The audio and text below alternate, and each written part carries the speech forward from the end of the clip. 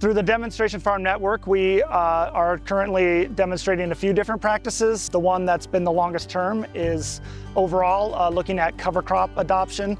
But specifically, it's a practice called planting green. It's essentially delaying the termination of the cover crop and then planting a cash crop directly into an active growing cover crop, then terminating the cover crop. And in that period of time, especially in the spring, when things are growing actively and rapidly, you can add quite a bit of biomass from that cover crop. And so it provides just additional benefits. All the great things that we get from cover crops, you just get more of with the practice of planting green. The other benefits that we're seeing from that additional biomass compared to a regular cover crop with planting green is that additional mulch will suppress weeds. So a lot of farmers are at times reducing an herbicide pass that they normally have to do mid-season to terminate weeds. Some of it's economics. The other part is just continuing to innovate on what we're doing. To me, is trying new things that potentially could solve problems we look to address, which organic is we use a lot of tillage, and then trying to do it in a way that can prevent weeds from germinating without having to use that tillage is, I guess, the motivation. Probably the primary reason we started doing that was we wanted that little bit of extra growth in the spring from our cover crops that we were planting anyway, but it just seemed like the next step to get a lot more out of the value that we were paying in seed costs. So we started doing the roller crimper in 2016. Before we were just planting into it green, there was a lot of shading effect there from the cover crop. So we figured that if we're going to continue with the cover crops, which we're seeing the soil benefits and the erosion control and some other stuff from that, getting it flat there so the sun is actually hitting the plant and it didn't have to struggle getting up through that cover crop. Roller crimping is a method of terminating the cover crops. You use a roller with the chevrons on it that crimps the cover crop. And by crimping it at the right time, you kill the cover crop because it can't get nutrients and water because it's been essentially crimped along its stem. The equipment we use for a no-till trial would be a no-till drill, and usually in the fall to establish a cover crop. And then in the spring, we use a planter to plant whatever crop or just a regular row planter on 30-inch spacings. And we borrow a roller crimper. We've been borrowing the roller crimper the last 3 years. The first year we tried to use a modified disc with a roller on the back that didn't work.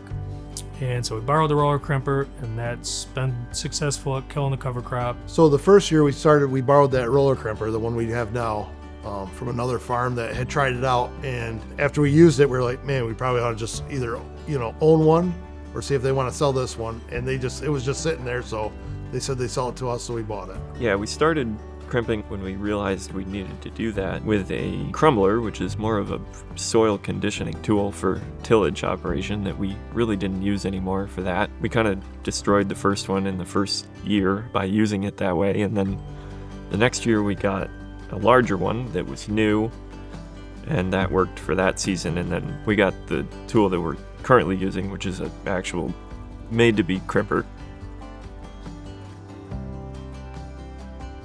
I like being part of it as we get a lot of data back from what we're actually doing. They dive into it more than what I would per se. Like other people can see what we're doing too and see if it's, working for us, and they can, proceed with theirs. Yeah, it's been important, I guess, the network part, the ability to work with other farmers, see other people's results, and also American Farmland Trust has connected us with other people doing similar stuff. Versus just trying to do it your own or trying to find your own research, it's kind of helpful to work with them and kind of consolidate knowledge and experience. In terms of the Demonstration Farm Network, and a success that I see is that farmers can learn from each other. I see that as a success from the Demonstration Farm Network in terms of bringing two farmers together to share their experience and learn from each other. And they're continuing to use the roller crimper, so to me that shows that it's working.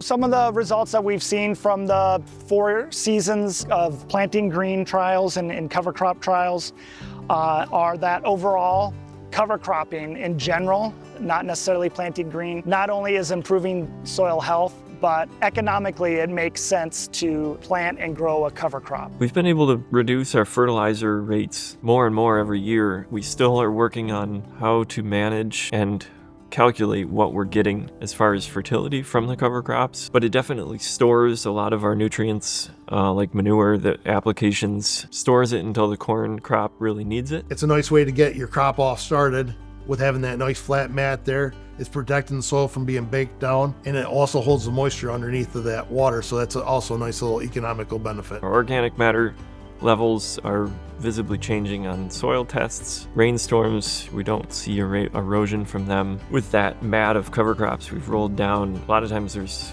a bit of that left in the springtime, which really protects, if we get a hard rain. We also see less compaction overall. If we do make a tire track somewhere in the field when it's a little damp, come back in a few weeks or a month and it's kind of just sprung back. So our main objective is really to get like a nice mat laid down to stop the mare's tail. We started getting in the soybeans, we started getting Roundup resistant mare's tail. When we first started getting it, I really didn't know what it was. After time there, it started spreading more and more into the fields, and well, this is going to be a problem. We need to really get something rolled down flat so it takes care of that. With the no-till, we did start seeing a little bit of erosion from when we had a big rainstorm event. Just getting that mat laid down or cover crops there, it helped disperse the water out there and make little fingers instead of making a trench down through a field.